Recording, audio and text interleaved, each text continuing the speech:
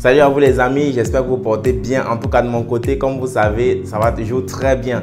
En fait, je profite pour vous dire que vous m'avez énormément manqué pendant ce petit temps où je n'ai pas posté de vidéo. Donc il fallait que je change un peu d'idée. J'ai donc dû me rendre à Dakar.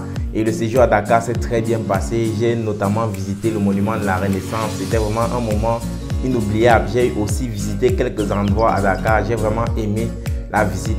Donc c'était un moment intéressant parce qu'il fallait véritablement que je change d'idée. C'était vraiment beaucoup de pression au travail. C'était pas très évident. Donc là, on est présent et on continue avec les vidéos. Aujourd'hui, je vais vous parler de 4 critères importants, 4 critères majeurs pour la bonne fonctionnalité d'un projet, pour la bonne fonctionnalité principalement d'une maison. Donc on se dit à tout à l'heure après le générique.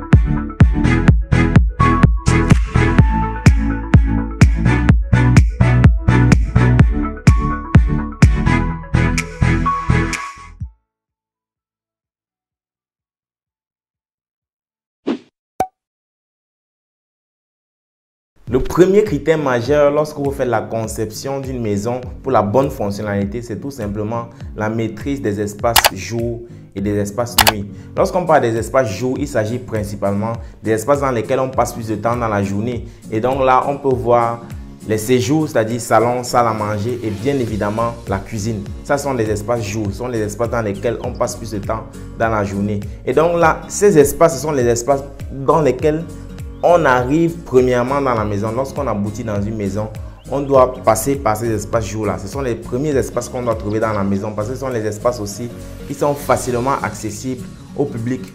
Dans un autre sens, on pourrait les appeler les espaces publics et les espaces semi-publics. Donc principalement le séjour qui est dans la maison, l'espace public, et également la cuisine qui correspond à un espace semi-public. Donc c'est entre guillemets, on peut dire des espaces publics. Donc ce sont les premiers espaces vraiment à tenir en compte. Premièrement, les espaces de jour. Donc vous devez les scinder aux espaces de nuit. Quand on parle d'espace de nuit, il s'agit également de la chambre. Bien évidemment, il s'agit de la chambre. Parce que c'est dans la chambre en fait qu'on passe le temps dans la nuit. Puisqu'on dort dans la nuit. Donc bien évidemment, c'est pour ça qu'on appelle cela espace de nuit. Donc vous devez pouvoir les scinder lorsque vous faites la conception d'une maison. Premièrement, mettre en avant, c'est-à-dire en première vision, lorsqu'on arrive dans la maison, en première vue, les espaces de jour. Et maintenant, séparer ces espaces de jour aux espaces de nuit parce que ce sont les espaces qui nécessitent un peu plus de calme.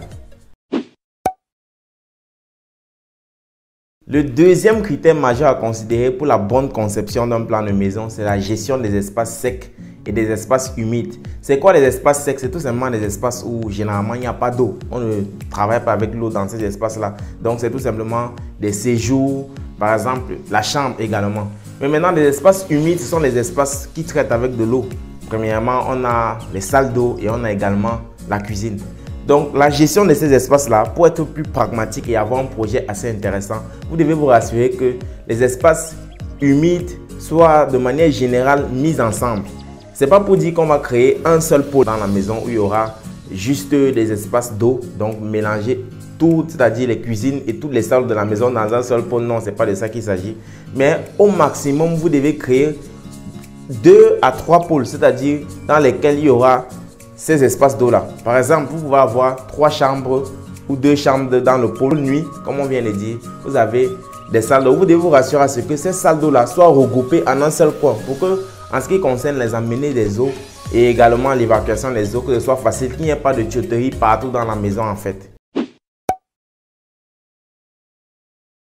Le troisième point que vous devez à tout prix considérer pour avoir un bon plan de maison lors de votre conception, c'est tout simplement l'aération et la ventilation. Par exemple, lorsque vous concevez, vous devez vous rassurer que de manière naturelle, les pièces soient ventilées, que l'air arrive naturellement dans chaque pièce. Et pour aboutir à cela, vous devez vous rassurer que chaque pièce puisse avoir au moins une fenêtre qui se dirige soit vers la cour ou alors vers un mur mitoyen dans lequel il y a le recul en fait. C'est-à-dire la fenêtre ne tombe pas chez le voisin parce que là c'est un problème, vous aurez brisé la loi de la mitoyenneté. Mais vous devez vous rassurer que chaque pièce soit ventilée de manière naturelle, que l'air puisse aboutir à chaque pièce de manière naturelle. Et également, en faisant cela par ricochet, vous serez sûr que l'air également va pouvoir, les airs qui sont toxiques ou alors les mauvaises odeurs vont pouvoir sortir de façon naturelle des pièces. Donc vous devez vous rassurer que concernant la ventilation et l'aération de votre projet, tout fonctionne dans les bonnes conditions, qu'il n'y a pas de souci en fait. Vous ne devez pas par exemple avoir une fenêtre d'une salle d'eau qui se dirige vers par exemple le salon. Là c'est très mauvais, vous voyez que vous serez même en train de polluer la maison parce qu'imaginez-vous, vous êtes là au séjour et puis il y a une odeur d'urine qui surgit et peut facilement vous déranger et déranger par exemple votre invité et ce serait très mauvais pour vous. Et enfin, le quatrième critère qui n'est pas un des moindres à considérer lorsque vous faites la conception d'une maison pour la bonne fonctionnalité, c'est tout simplement l'éclairage.